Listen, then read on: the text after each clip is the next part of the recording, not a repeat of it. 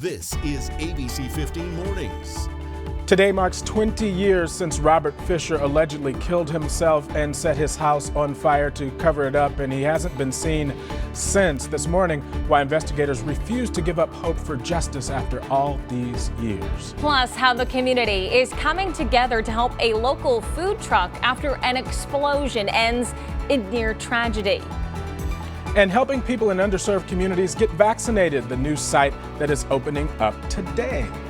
And I want to say good morning to you. It is 6 o'clock now on your Saturday morning. What a beautiful weekend we have in store for you. I'm Megan Thompson. And I am Mark Thompson. Fantastic weekend ahead. And I wanted to give a shout out to my brother Malcolm for Siblings Day, but also to my dad Harold, who watches every day because it's his birthday. Oh, another birthday to celebrate in the Thompson family? That's right, April birthdays. We got a lot of them in our family. I asked my dad what he wanted, and typical dad, he said he wanted underwear. I'm like, Dad, I can't get you that for your birthday. You got to get something fun. Right, dads always do that. I swear, once you become a dad, apparently you forget what you want for gifts. Exactly. Maybe just quality time, maybe a phone call with you, Mark, would be all the difference for him. And maybe you can get outside today, make that phone call on the patio, Mark, because we do have a beautiful start to the day. Just get inside maybe before that noon hour, especially before that 4 o'clock hour where we're going to be in those 90s. Right now in the valley, let's take a live look outside. You can see that sun picking up those orange skies now, 63 degrees in Phoenix and Mesa there in the East Valley. Glendale 61 and Goodyear 60 degrees for you right now if you were to step outside. For your weekend planner, let me walk you through it because we do have a beautiful weekend ahead for you, especially in those early morning hours. Your air quality is going to be moderate, in the moderate range. The UV index is at a 9 though. It is very high. That means your burn time is right around 15 minutes. That's all it will take for it to burn your skin. Pollen, the pollen count is also going to be high. I was just talking with one of our producers before who says, man, I cannot shake these allergies. Well, you may be feeling that too. The mulberry, the ash, the juniper, it is in the high range for us. Temperatures starting in the 60s and low 70s today and tomorrow, and that noon hour will be near 90 degrees, and then we'll get to those 90s right around 4 o'clock both days. But in that 7-day forecast in just a little bit, the 80s, they are returning, Mark. More on that ahead. All right, Megan, thank you. The question this morning is Robert Fisher dead or alive? Today marks 20 years since Robert's wife, Mary, and kids, Brittany and Bob, were found dead in their home. Police believe that Robert killed his family before rigging his home up to explode and then vanishing. The night before that fire, Robert was seen on camera taking out about $280 from an ATM. Then 10 days later, Mary's car and the family dog was found abandoned in Tonto National Forest. Robert was never seen again, leading many to believe that he may have died out there in the wilderness. The area where we found the forerunner is a very remote, very rural area. When it's all said and done, there's a lot of caves. People have been able to get lost and die out there and not be discovered for some years. I mean, there's plenty of space out there. Yeah, and some detectives believe that Robert Fisher is out there somewhere alive today. These are some progression photos that show what he would look like today. Investigators, they are far from storing away those files on this one just yet. Detectives say that tips are still coming in. Case is still an active investigation. We still get tips on a weekly basis, if not daily basis. And to this day, Robert Fisher is still a mainstay on the FBI's 10 most wanted list. If you want to stay up to date, here are those photos there. If you want to stay up to date on this ongoing investigation, you can check out our special coverage at abc15.com/Robert Fisher. We hope technology will help crack that case. Thank you, Mark. A food truck exploding with 2 people inside, creating new challenges for Bama Barbecue forever after an already difficult year. ABC 15's Nicole Grigg has more on how the community is coming together to help them out. But we do want to warn you this morning, one of the images in this story is pretty graphic. Here, my arm, chest, my back. From inside his hospital room, Robert Everson and his wife Amber talking to us from a burn unit after a night of business in Gilbert took a dangerous turn, their food truck exploding. When it blew me out of the truck, and I was just engulfed, like my whole shirt was on fire, my shorts, My legs were on fire. Robert has burns on more than 30% of his body. He has spent an entire year building his new food truck that he was so proud to get out. It's unclear what exactly went wrong inside the truck Thursday night, but he says he went to turn the top to the gas tank off and 2 to 3 gallons sprayed on him. The vapors in the air, because there was so much, fuel in the air, the vapors, just exploded in the truck because I still had my fryers on, my steam table was on, and all that stuff is propane. And so when that happened, it pretty much just, it blew up. Like so many, Robert and his wife have missed out on large events that helped pay their bills. They were supposed to be here at the AZ Festival in Queen Creek. I think we all have a little heavy heart tonight being here. Jolie Green Darby says it was hard to be here Friday night knowing Robert and Amber are not. Her kettle corn business knows firsthand how hard it has been trying to do business during a pandemic. A lot of us made it, some of us didn't, but it wasn't from lack of hard work on anybody's part. And with cases dropping, vaccinations rising, this food truck rally is a sign of what normal can look like again. Nicole, Greg, thank you for that story. We are told there will be fundraisers to try and help get Bama Barbecue Forever back up and running. Well, if you are still looking for a vaccine appointment, today the Hero Zona Foundation is opening a permanent vaccination site at South Mountain Community College. It'll be open from 8 a.m. to 4 p.m. 1,000 vaccines will be available to those 18 years and older, but you do need to make an appointment. You can register by phone. Just call the bilingual service line. That number is right there on your screen, 888-587-3647. Arizona businesses will be free to ignore mask mandates that are put in place by cities. This all under legislation that was signed last night by Governor Doug Ducey. Now, the governor already saying that cities and counties cannot require masks, but Phoenix, Tempe, Flagstaff, and Tucson, they're all keeping their mandates in place.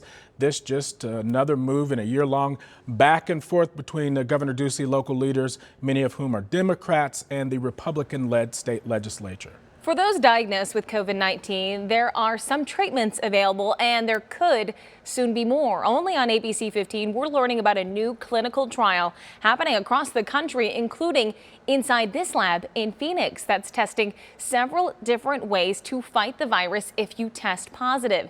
A treatment that could come in the form of an IV infusion or a simple pill. This new clinical research is sponsored by the National Institute of Health and part of Operation Warp Speed. The Valley nurse running this trial in our state says this could still have a major impact on the ongoing battle against COVID.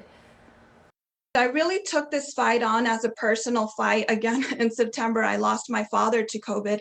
So it became a personal battle at that point. And there's still so much to learn, and there's still all these variants. There's all these things happening that we need to learn more. We need to have options. We need to be able to treat, and we need to stop losing our loved ones. Amazing she's using her grief to help all of us. But as COVID numbers go down, the number of volunteers is going down too, as well as to help test potential treatments. So if you're interested in signing up or you want to learn more, head to riseabovecovid.org to find out if you're eligible.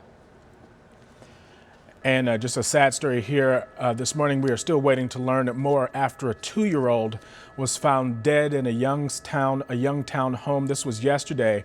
This is video of the house from our Cliff Castle chopper flying overhead. MCSO, they were on scene investigating this one for hours. We have reached out for more information, but we are still waiting to hear back. A Tucson man found dead after getting stranded for days in Death Valley National Park during a camping trip this morning. His wife is still recovering in the hospital. 32-year-old Alexander Lofgren worked for Congressman Raul Grijalva, who says that he is heartbroken by this news. 10 now, looking for something to do. Today is the last day of the Chandler Jazz Festival in downtown Chandler. The free music festival will have 4 open areas to ensure the health and safety of everyone who attends. The fun starts today at 3 p.m. For more information, you can go to chandleraz.com. Today, the annual sidewalk sale is returning to Glendale. It was canceled last year because of the pandemic. Boutiques and specialty shops will be selling everything from clothes to collectibles and more. So you can stop by historic downtown Glendale today from 10 a.m. to 4 p.m. Well, the city of Avondale is hosting Kid Fest today. The free event will have games, a trampoline, a zip line, and educational activities as well. Kids of all ages, they are welcome. Kids Fest will be at Friendship Park near McDowell Road and Avondale Boulevard from 10 a.m. to 1 p.m. A story of hope for you this morning. An Arizona community stepping up to help a nonprofit that was targeted by thieves. Animal Guardian Network is an animal sanctuary in Camp Verde. The organization's John Deere Gator was stolen from their property. The group says it's an essential piece of equipment for them. News spread and the community came together to lend the group equipment, search for the stolen gator, and even reach out to the John Deere company to help get the nonprofit a replacement. Still a lot of good people out there, that is for sure. Well, still ahead, the latest on the Margot fire after dozens of families were forced to evacuate. And after the state's unemployment system failed many families during the pandemic, the Let Joe Know team investigates what's being done to fix it.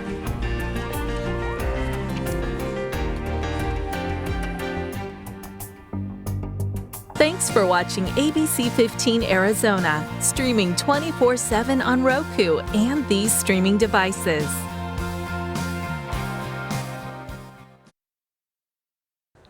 To our wildfire watch now, crews making progress on the Margot fire burning in Pinal County. It is now halfway contained, but this fire also more than doubling in size to 1,200 acres, and it's already destroyed more than a dozen buildings, including several homes. Our crew on scene yesterday as the new fires sparked and then spread south. This is all near the community of Dudleyville.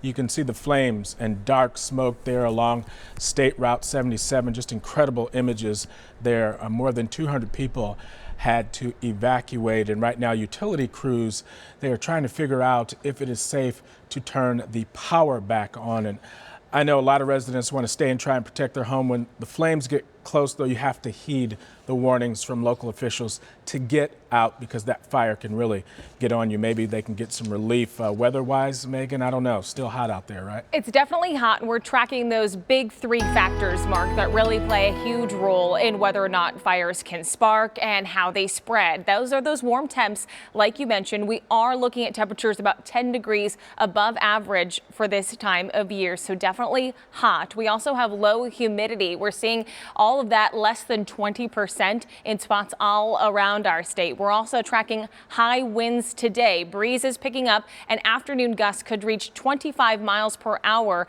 in a lot of parts of our state, including to the north and to the southeastern parts of our state in Pinal County, where the Margot fire is. As we check in with some of those current conditions near Dudleyville, 56 degrees at this hour. Winds relatively calm between 5 and 10 miles per hour. So we're hoping that fire crews can really get a handle on this even further than they already have. We know they have worked so hard, but those winds are going to pick up later on this afternoon. And like Mark mentioned, you have to heed those warnings because we know the winds could change and all of a sudden it could move toward you. We want all of you to be safe as we take a look at futurecast winds. Here's what we can expect for those wind speeds. Look at this, 20 miles per hour there in Safford right around 5 p.m. We're seeing in the teens here in Phoenix and to the north 15 in Window Rock before those eventually die down into those overnight hours, and we get a little bit of relief from the wind tomorrow. As we start with those current conditions, though, right now today we're seeing that sunrise, those pink and purple skies for us, 63 degrees in Phoenix, the dew point 23. Winds are calm from the east, about 5 miles per hour. As we take a look at your hour-by-hour forecast, we will warm up today. Like we mentioned, temperatures above average by 9 a.m., 75 degrees, and then we see those 80s around 10 a.m. through that noon hour. 94 degrees is the high we're tracking in the Phoenix metro. 71 in Heber, 79 in Winslow for a high, 68 degrees in Flagstaff, 76 for you in Prescott, 95 in Gila Bend. And to the west, we're tracking those 90s. Now, high pressure has been building, raising those temperatures well above average, but some relief is coming for you. As we look to the north, we see this storm system moving in Wednesday and Thursday. It's to the north of us, so we're not going to get any rain or snow from it, but our breezes are going to pick up again and our temperatures temperatures, they are going to drop back more near the normal range for this time of year. So for your weekend, 94 degrees and breezy today. Those breezes die down tomorrow and those temperatures drop off just a little bit going into Monday. 92 then, those breezes Monday, Tuesday and Wednesday, but those 80s return on Tuesday, 86 by Wednesday and Thursday, Mark. Megan, thank you. Well, for the past year, the Let Joe Know team and Rebound Arizona, they have been taking a critical look at the state's unemployment system, from large-scale fraud to people going months with no payments. The team asking what can be done to fix the system. With more now, here's Joe Ducey. Take away federal money and pandemic extensions, our state is left with a bare-bones unemployment insurance system. Arizona came in second to last. It was not a great situation. Lisa Rowan is a consumer finance reporter with Forbes Advisor. She poured through unemployment data from states, giving context to the problems we're seeing now and considering three key things: the length of time to get benefits, how much they are, and cost of living for each state. She says Arizona normally offers 26 weeks of payments, about the same as other states. The cost of living, while going up, is still lower than other areas. It's the actual payment amounts that put Arizona at the bottom of her list. The minimum you can get is $122 a week. The maximum you can get is $240 a week. That is regardless of your income. If you make a whole ton of money on your own unemployment, the most you're going to get is $240 a week to be able to pay your bills. Arizona's unemployment benefits haven't been raised in 17 years. This year, two bills have been introduced that could move the state up a bit, from second to last to 38th place. Senate Bill 1411, introduced by Republican State Senator Karen Fann, would raise payments from $240 to $320, with a second increase to $400 when the state's depleted unemployment fund is back to normal levels. But with that increase, Fann's bill cuts benefits from 26 to 22 weeks once employment is back under 4.5%, and increases what employers pay from $160 to $182 per employee per year. Another bill, House Bill 2805, introduced by Republican Representative David Cook, raises pay in January to $300 and raises employer premiums. It does not call for a second raise or a cut to the number of weeks people can get paid. Both measures will allow laid-off workers to take on more part-time work. Right now, you can only earn $30 before benefits are reduced. It would raise that to $160. The pandemic has really made it apparent that what you get in terms of unemployment benefits often isn't enough to support you if you're out of work, especially when you think about a national public health crisis. Lisa says one day federal money will run out, so states need to start thinking long-term. There will likely be some sort of compromise concerning those two bills. Now, those lawmakers who voted against them say they want to restructure DES before handing them any more money. Go to abc15.com/letjoeknow for all the latest ways to protect your money. I'm investigator Joe Ducey. If you got a problem, let me know. Joe, thank you. A new cheap option for a weekend getaway. Avelo Airlines will now be offering $19 flights from Mesa Gateway Airport to Burbank, California. The new airline launched on Thursday. You can now book trips from April 28th until September 15th. An officer from the Paradise Valley Police Department will represent Arizona in the 2020 Special Olympics World Games in Russia. Steve McGee will be part of the final leg team running with the Flame of Hope throughout the country in January. McGee has been an advocate for years. He's raised money for Special Olympics Arizona through the Law Enforcement Torch Run, which is the largest fundraiser for Special Olympics in the world. Special Olympics Arizona allows thousands of adults and children with intellectual disabilities to compete in a variety of sports. They have the chance to participate in these sports year-round and live their dreams. And it's an amazing experience to bring this unity with different families, to find an environment where they have acceptance and inclusion. In Russia, McGee will be on the team with other members of law enforcement from around the world, raising awareness about Special Olympics. For the next few months, he'll be fundraising. So to support his run and how you can learn more about how you can help, just go to abc15.com. We started out with a dream that someday we would be this independent children's hospital. The truth of the matter is, every great city has a children's hospital. Dream realized. Phoenix Children's is a place where miracles do happen, but they can't do it alone. Donations, they help support programs that let kids be kids, especially when they're going through really difficult treatments. Tune in for the ABC 15 Telethon benefiting Phoenix Children's. It's happening this Wednesday, April 14th. Phones will be open from 6 in the morning until 10:35 at night. 6:22 now on your Saturday morning. Still ahead, the latest on the trial of Derrick Chauvin, including what the medical examiner believes is the #1 thing that led to George Floyd's death. Plus, helping students celebrate safely what prom is expected to look like for kids in Arizona.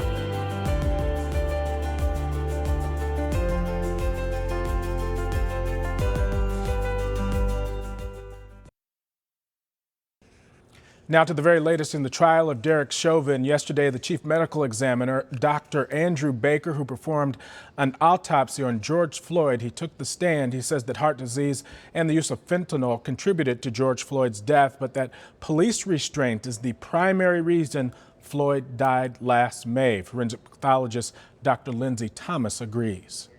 No evidence to suggest he would have died that night, except for the interactions with law enforcement.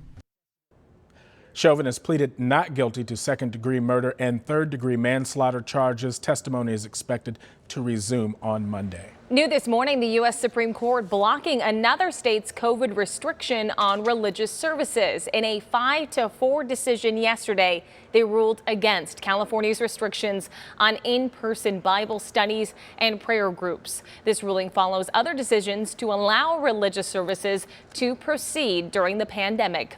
Facebook users will not get a heads up about whether some of their personal data has been posted online. The data for more than 530 million accounts was posted by hackers, but Facebook says the information was scraped only from users' public profiles, so the company will not be sending out any alerts. However, Facebook has created a help center page for anyone concerned that their data may have been released. This morning, dozens of migrant families, they are waking up here in the valley. We take you to one of the hotels where they're staying as they wait on the immigration process. Plus, the new school requiring students to prove that they've been vaccinated before they are allowed to enroll in classes. That's coming up.